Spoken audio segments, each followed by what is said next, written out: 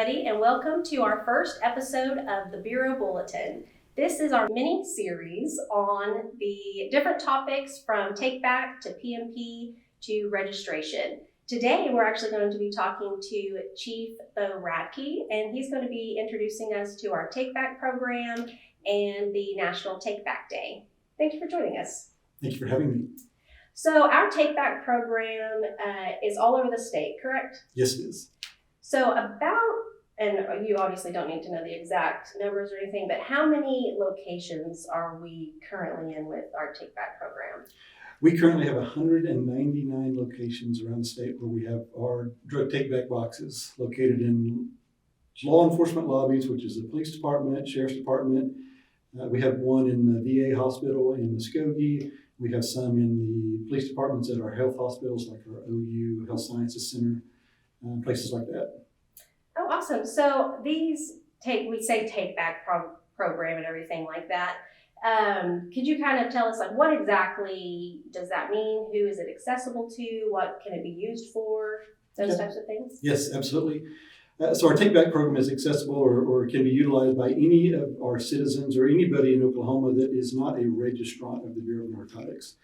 And it's not limited to just prescription drugs. It can be vitamins, it can be any over-the-counter medication. We do limit it we try to avoid any liquids or inhalers, syringes, medicinal marijuana, or any illicit drugs. We don't want any of that in those boxes. But other than that, anything can be thrown in there that the citizen doesn't have a use for, that is expired, that maybe they have extra, maybe they had a family member, a spouse that passed away, and they have a lot of excess drugs or medication. That can all be thrown away in those boxes. Okay, awesome. So any citizen, your family member, like you said, anything like that, can utilize these 199 different boxes throughout the state.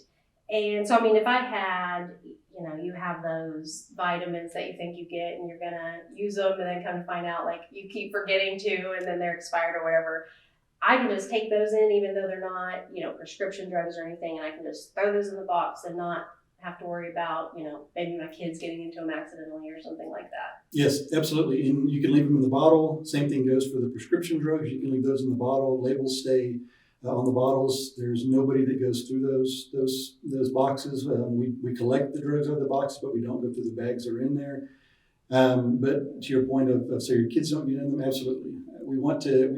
The purpose of the program is twofold: is to prevent the diversion of the drugs. So hopefully they don't fall in the wrong hands as far as kids or somebody they're not prescribed to or somebody that shouldn't be using them. But the second side of that, it keeps them out of the environment. So if they're not flushed, they don't go to the landfill.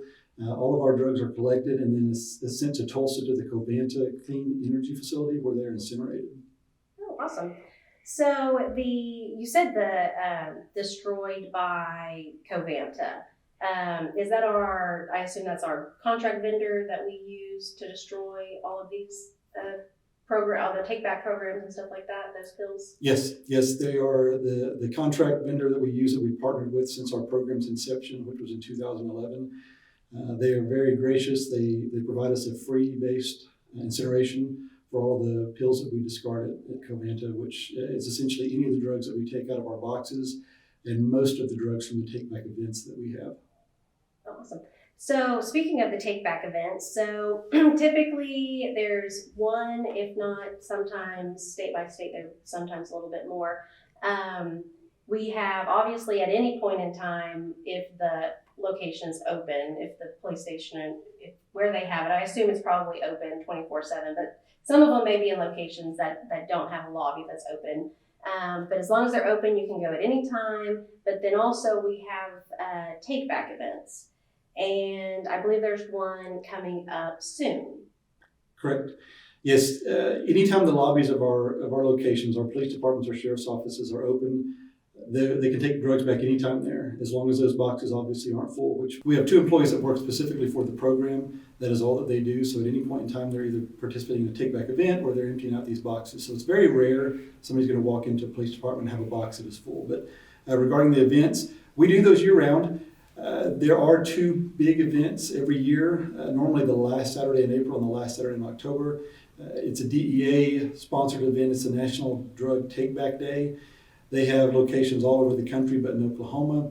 We really focus on any location that wants to have one of those events. We partner with the locations that want to have those events. If that's a matter of us providing resources as far as personnel, if it's just a matter of us picking up the drugs from the location. But this Saturday, the 27th of April, we have This Spring's National Drug Take Back Day. We have roughly 10 locations around the state that the Bureau of Narcotics itself is participating in, with numerous more locations that other law enforcement agencies are participating in. Perfect. So we actually have on our public website, so obndd.ok.gov, on our public website we have a section on our Take Back program, and we have a list of all those locations, so you'll be able to actually go on to the website and see what location is closest to yours. There could potentially be others that we're not specifically involved with, that may be, you could contact your local area. I know DEA also posts information on their social media sites, and we'll be posting information on there as well. But we do have on our website that, and kind of going back to because we obviously have the event coming up and we have those locations. But if I live in the city, so it's pretty easy to find different places that have them. However, there could be someone who lives out in the middle of rural Oklahoma. They may not have any clue. Like, is there a way for them to figure out where they can drop these prescriptions off at, but outside of these take back events? Yes, absolutely. Like you said, our website, we have a locator tool on our website that if you just enter in your zip code, it will get you the nearest location to your zip code, or roughly to where you live at. You can expand that out to different obviously areas as far as mileage and stuff. You can also call our office. You can reach out to us on social media. Any form of communication that you have with us, we can get you to the closest location. Awesome. And during these events, are there any other resources that might be available to the public? I know that currently there are vending machines for Narcan or naloxone, different vending machines and stuff. I wasn't sure if there would be other types of, at least, information for people or other resources at these events. Yes, occasionally, and it just depends on the location that you're at, the different organizations that are assisting with that particular event. We have some take-back pouches and take-back mailers that you can take home. You can dispose of medication, and depending on which one you get, the medication in the pouch and throw it away. Some of them you actually place it in an envelope and mail, put it in the U.S. mail, and it's mailed back and it's incinerated. Not all locations will have that. Some locations might have lock boxes. Some locations might have just information on the nearest take-back facility or the take-back box. It just depends on the location that you're going to be at, on what type of information that they're going to have available.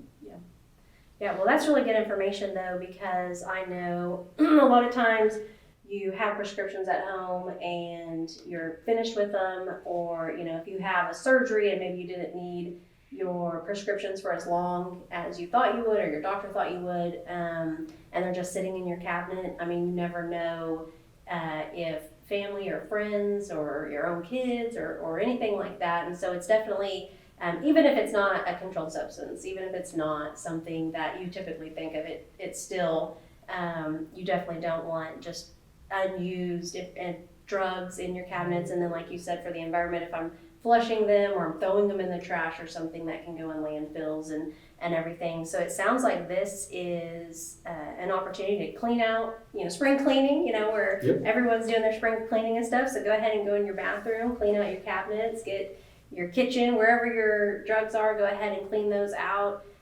Bring them down to the take back event if there's one close to you, or if you can come out. And if not, you can go to our public website, obndd.ok.gov. You can find the take back box that's nearest to your location. And you can always call 405-521-2885, talk to our front desk. She'll be able to help you out with that.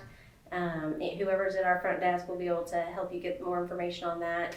And we also have other information on our Take Back website. So if you go to the same OBN website, there's a whole Take Back page that talks about the history of it. It also has resources like if somebody you had mentioned liquids, inhalers, needles, those types of things. are there ways for people to be able, I know not our take back boxes and take back events and stuff, but if I have a prescription or some medication that's like injections, is there information available out for those? Because I obviously wouldn't want, needles or anything hanging around. Yes, we've tried to post links on our website to everything that we don't accept in the boxes. So medicinal marijuana, inhalers, syringes, liquids. We posted links on how to properly dispose of those. Illicit drugs are another thing. Obviously, since they're illicit, we don't offer any advice on how to dispose of those. But anything else on there, yes, we do have a link on the website on how to properly dispose of those.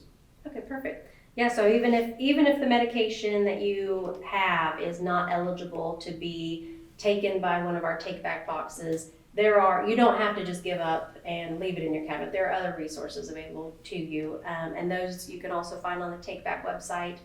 And if you have any other questions or anything, we also have Contact Us on our website that you can fill out. You can make sure that you put your questions or comments in there, and from what it sounds like, I don't know about all of the take back events. I know DEA and OBN have always had very successful events. We collect a lot of medication there, and the program has been very, very successful. I mean, I know originally we had just a handful of boxes, and now we're almost to 200. Yes. Yep. It's like I said earlier, it's been in existence since 2011 here at the Bureau. From my understanding, it was the first one of its kind in the country for a statewide take-back program.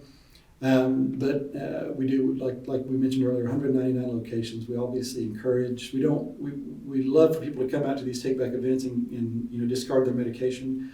But we also don't encourage them to wait. We would like them to dispose of the medication as soon as they're ready to get rid of it, one reason or another. As soon as they come across it.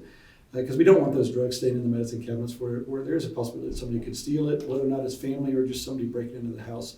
We want to make sure those drugs are properly disposed of so that they don't end up in the wrong hands. Yeah, absolutely. And then before we close out here, just to illustrate how successful this program is, with our partner Covanta, we have destroyed, obviously this is anywhere from controlled prescriptions to Flintstone vitamins to whatever else. We have destroyed tons and tons of products. And we actually have in our drug threat assessment every year, we also have a informational piece on the drug take back program and of how much drugs have been taken off the streets, the counters, anything like that to help prevent misuse, abuse, potentially overdoses, potentially saving lives at the end of the day. It really could be. So we thank you so much for being with us. This is a very successful program that OBN has that a lot of people probably don't know about. Yep. And these programs, the Take Back Day, you said April 27th? April 27th. April 27th. Saturday. Perfect. So April 27th, this Saturday, at locations throughout the state. You can go to our website and check those locations out, or you can, look through your local websites, news, things like that. They may have information on them. And check out our website for more information at any time throughout the year to help you protect yourself, your kids, and make sure that your medication gets properly disposed of. Again, thanks for coming, and thanks for being on our inaugural Bureau Bulletin. Thank you for having me.